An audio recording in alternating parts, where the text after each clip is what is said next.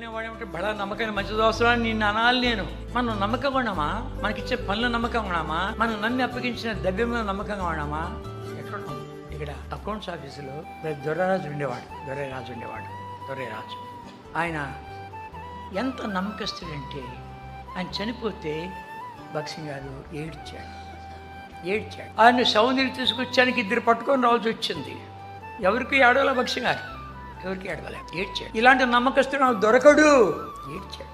కారణం ఏంటి? ఆయన చనిపోయటానికి 5 పైసలు కూడా అకౌంట్లో వ్యత్యాసం లేదు, అంతా కరెక్ట్గా పెట్టేసి వెళ్ళిపోయాడు. చూసేటుంది.